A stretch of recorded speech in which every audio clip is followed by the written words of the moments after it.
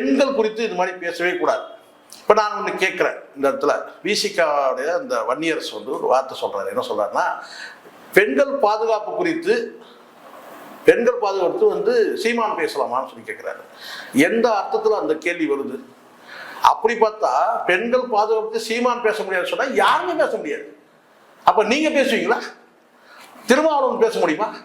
நீங்க எந்த அர்த்தத்துல நீங்க வந்து சீமான் வந்து பெண்கள் பாதுகாப்பு குறித்து சீமான் பேசலாம் நம்ம பார்த்தீங்கன்னா திருமாவளவன் அவர்களும் பேச முடியாது.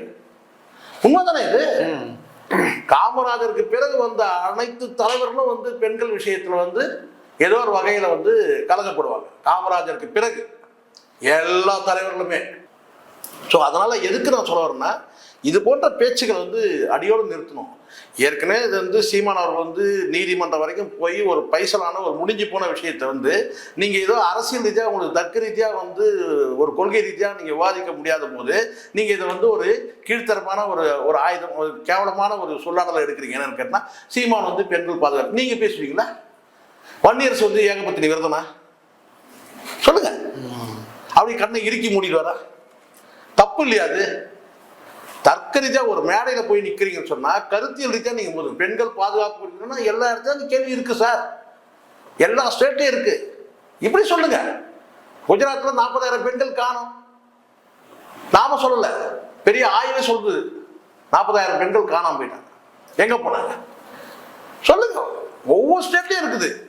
இந்த பெண்களுக்கான எதிரான குற்றங்கள் வந்து இருக்கலாம், பொதுமைப்படுத்த. ஆனா அதை வந்து அதுதான் சொல்றேன். அந்த மாதிரி இருக்கும்போது அப்ப சீமான் வந்து பெண்கள் பாதுகாப்பு பேசுறான்னு கேட்டா அப்ப நீங்க என்ன அர்த்தம் துணியில வருது? அப்போ திரும்பி பதிலுக்கு கேள்வி மறுபடியும் போட்டோம்னா அங்க யாரும் அசிங்கப்படுவாங்க? வன்னியரசுக்கு அதை பத்தியே கவலை இல்லை. ஆனா அப்ப திருமாவளவன் அவர்கள் வந்து பார்த்தீங்கன்னா ஏர்போர்ட் மூர்த்தி சொன்னாரு, அந்த வார்த்தை என்ன? அப்ப அதை எடுத்து பேச தப்பாயிரும்ல. திருமாவளவன் அவர்களுக்கு இதில் உடன்படிக்கையே இருக்காது இது போன்ற பேச்சுக்கள்ல. அப்போ இந்த இடத்துல ஒரு 40 ஆண்டு காலம் உழைப்பு, ஒரு போராளி பட்டம், இது எல்லாமே வந்து பார்த்தீங்கன்னா அற்ப விஷயத்துல கலங்கப்பட்டு நிற்கும். நமக்கு அது இப்போ நானும் சொல்றேன், தனிப்பட்ட பொது வாழ்க்கையில் இருக்கவங்க தனிப்பட்ட வாழ்க்கையில சுத்தமா இருக்கணும்ன்றது மாற்றுக்கிறதே கிடையாது. ஆனாலும் ஒரு சில சம்பவங்களை வச்சுக்கிட்டு அவர் இதை பத்தி பேசவே கூடாது. அப்ப சீமான் பேசக்கூடாது, பெண்கள் பாதுகாப்பு குறித்து உரிமைகள் குறித்து பேசக்கூடாதுன்னா யாருமே பேச முடியாது.